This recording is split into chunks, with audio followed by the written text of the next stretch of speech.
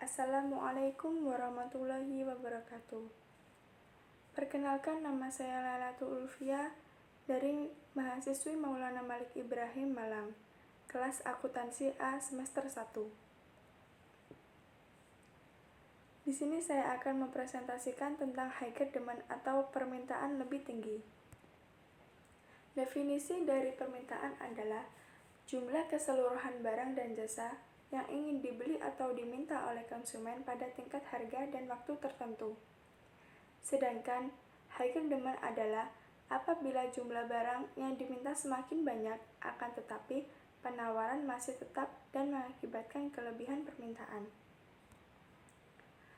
Adapun faktor dari permintaan: 1. Pendapatan. 2. Harga barang itu sendiri. 3. Harga barang substitusi dan komplementer. 4. Selera konsumen. 5. Jumlah penduduk. Dan 6. Harga barang di masa depan. Yang pertama, pendapatan. Pendapatan sangat berpengaruh pada permintaan, dikarenakan semakin tinggi pendapatan seseorang, maka semakin banyak pula permintaannya. Dan semakin menurun tingkat pendapatan seseorang, maka semakin menurun pula tingkat permintaannya.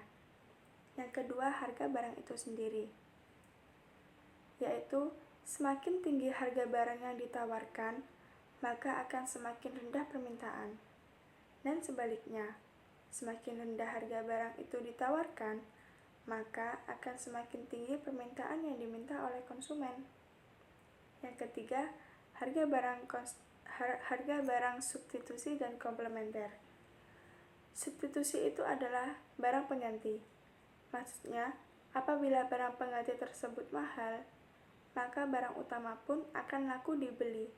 Sementara, apabila barang substitusi lebih murah, maka yang akan banyak diminati barang substitusi tersebut daripada barang yang utama tadi. Barang komplementer adalah barang pelengkap. Apabila barang pelengkap semakin mahal, maka barang komplementer yang satunya pun pasti juga akan semakin mahal dan kurang diminati. Yang keempat, selera konsumen, yaitu semakin banyak barang itu diminati oleh konsumen, maka akan semakin tinggi permintaannya. Dan sebaliknya. Yang kelima, jumlah penduduk. Semakin banyak penduduk, maka akan semakin banyak pula permintaannya. Dan sebaliknya, jika jumlah penduduk itu sedikit, maka permintaannya juga sedikit. Yang keenam, harga barang di masa depan, yaitu jika harga barang di masa depan meningkat, para konsumen pasti membeli barang di masa sekarang. Dan jika harga barang di masa depan menurun, para konsumen akan menumpuk barang tersebut sehingga akan dijual ke periode kedepannya di saat harga barang tersebut meningkat.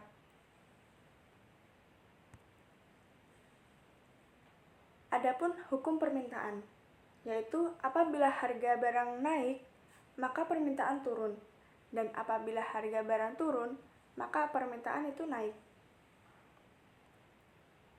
Selanjutnya, ini adalah kurva dan tabel permintaan. Dari contoh tersebut adalah pada saat harga roti 500, permintaan donat 0. Pada saat harga turun ke 300, permintaan donatnya 2 buah.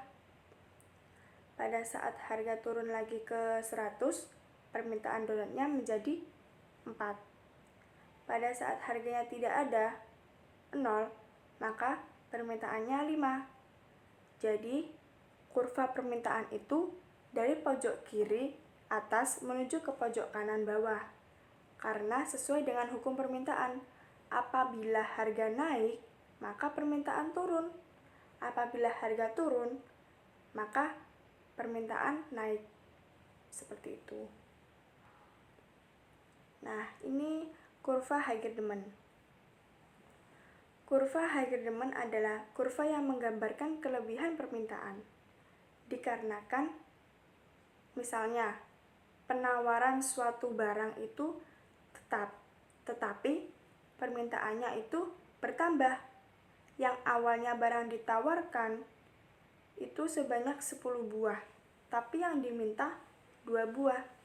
Jadi, kelebihan Haiger demen 2 buah. Maka produsen mengakalinya dengan menaikkan harganya. Seperti itu.